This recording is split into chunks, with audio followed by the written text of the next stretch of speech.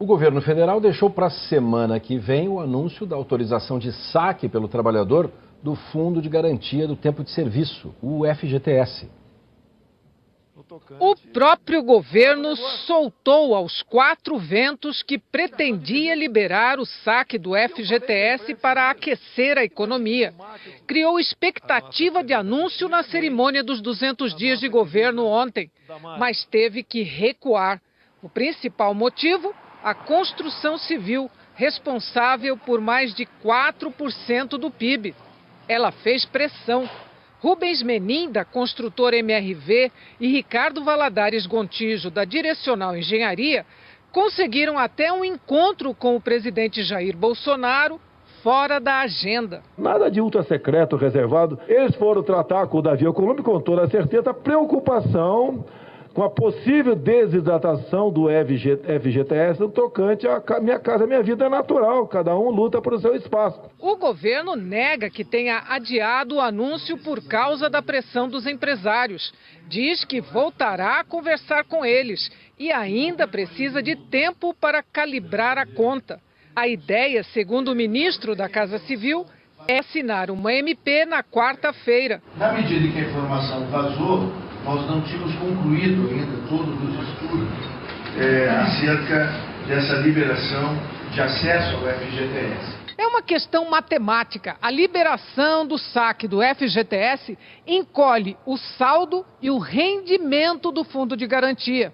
É menos recurso para financiar saneamento básico, infraestrutura, habitação. O Minha Casa Minha Vida é responsável por 2/3 do mercado da construção civil. Daí a preocupação do setor.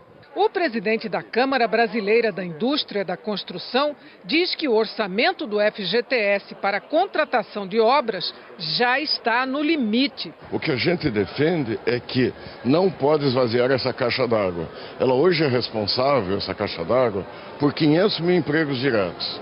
São 500 mil famílias que vivem em função desse fundo. Não dá para uma hora para outra criar essa instabilidade e, de repente, essas pessoas terem medo de perder o emprego no futuro. A equipe econômica afirma que todos os estudos que estão sendo feitos levam em consideração a premissa de não afetar o fluxo de financiamento da casa própria. Em uma das várias entrevistas do dia, Bolsonaro sinalizou mais uma alteração na política do Fundo de Garantia. Criticou a multa por demissão sem justa causa, que foi criada para proteger o trabalhador. O pessoal não emprega mais por causa da multa. Nós estamos numa situação que nós temos que falar a verdade. É quase impossível ser patrão no Brasil, é defender empregado, dar mais votos.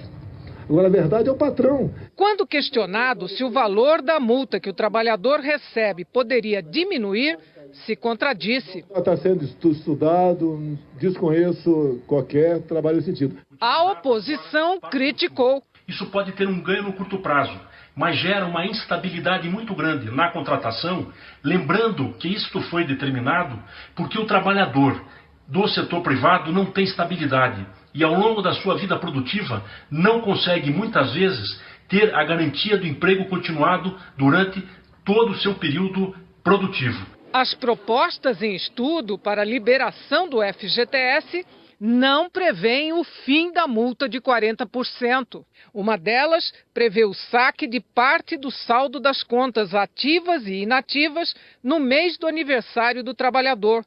Haveria um limite de saque e, nesse caso, o trabalhador teria uma espécie de 14º salário e não mexeria na multa de 40% do saldo do Fundo de Garantia nas demissões sem justa causa.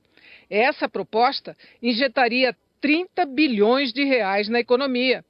A outra seria o saque integral apenas das contas inativas. Essa medida colocaria 20 bilhões de reais na economia.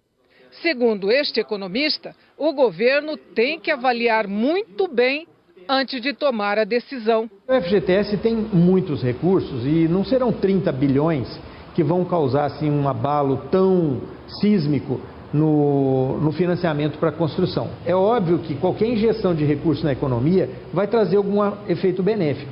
Agora, o que o governo tem que avaliar junto com o setor da construção civil é o tamanho do benefício e o tamanho do ônus.